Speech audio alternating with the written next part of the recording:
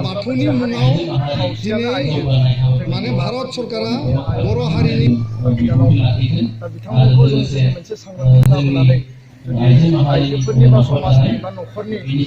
जौगानायनि थाखाय बिथांमोननि अधिकार बिथांमोननि मोनथाय बा बिथांमोना सोलोंथाइ रांखान्थि बिथिङाव जे जौगानांगौ बेखौ जों जुदि सांग्रांथि लाबोनो हायाब्ला बर' हारिया बा मोनसे समाजा मालाबाबो जौगानाय नङा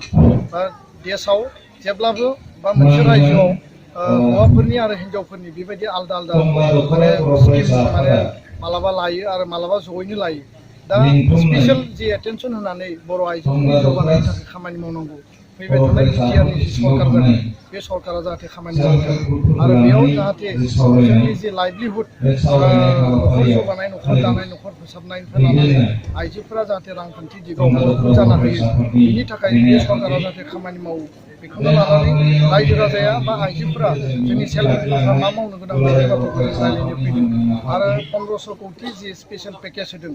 आरो नर्मेल जायफोर फान्ड फैगोन डाइरेक्ट फान्डिंनि बेबस्थानि गेजेरजों स्टेट आरो सेन्टारनिफ्राय बिनि गेजेरजों दिनै जायफोर सेल्फ हेल्प ग्रुपखौ लानानै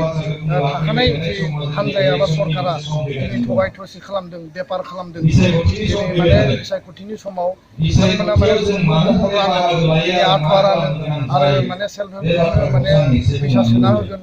एकाउन्ट नाम्बार लायो 2000 1000 होनानै सरकार लाबो बिनि उनाव 10,000 होननानै बुङो बे बिसायख'थि फैबाबो मोनसे हावा जायो आरो थांनाय 5 बोसोर 10 बोसोर 15 बोसोराव रावबो खबर लायाखै मोजाङै बिसोरखौ जोथोन लायाखै बिथांमोनखौ माने मुवा बेसाद बायदिसो बाहायबोदों जे माने जोंनो भट होनायनि उनाव माने देरहानाय आरो दा बेखौनो जों बुंदों जे जोंनो गणतान्त्रिक नोगोरारि हिसाबै आसाम सरकारा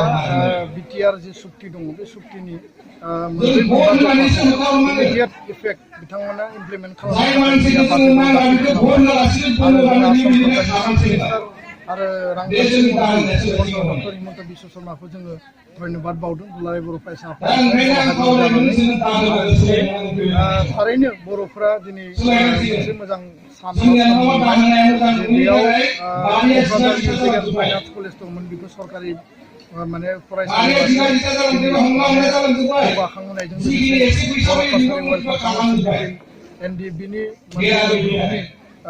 बिबानगिरि केदारफोरनि थाखाय आरो 250 रांखौ 3 बोसोरनि थाखाय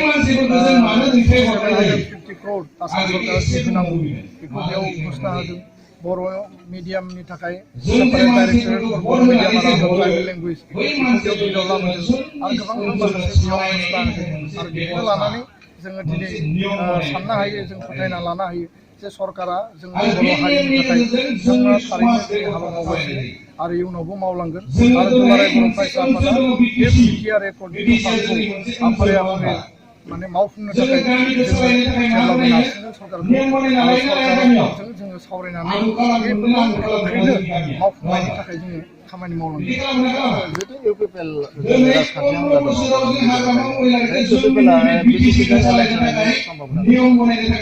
बेथ' मोनसे राजखान्थि कुइसन जाहैबाय आरो राजखान्थि जि एलायन्स बा एलायन्स माने राजखान्थि हान्जाया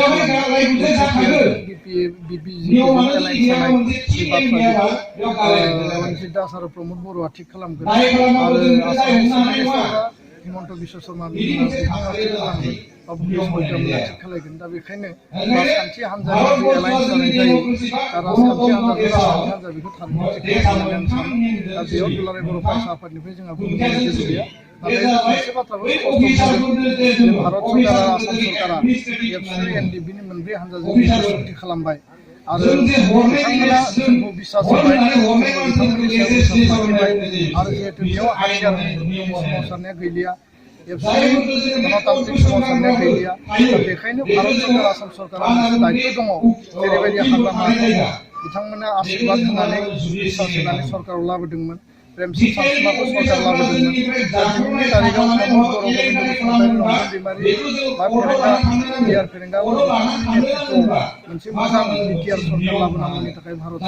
सरकाराबो बिबान दं होननानै सानो आरो बे बिबानखौ जुदि मावफुंनांगौब्ला थारैनो बिथांमोना जि दैदेनगिरि बिथांमोनखौ मदद खालामनांगोन मदद खालामनांगोन आरो बे मददखौ जोङो जेब्लाबो मोनगोन होननानै मिजिंथियो आरो बेखौ लानानै राजखान्थि हान्जाजों बा सरकारजों खामानि मावगोन।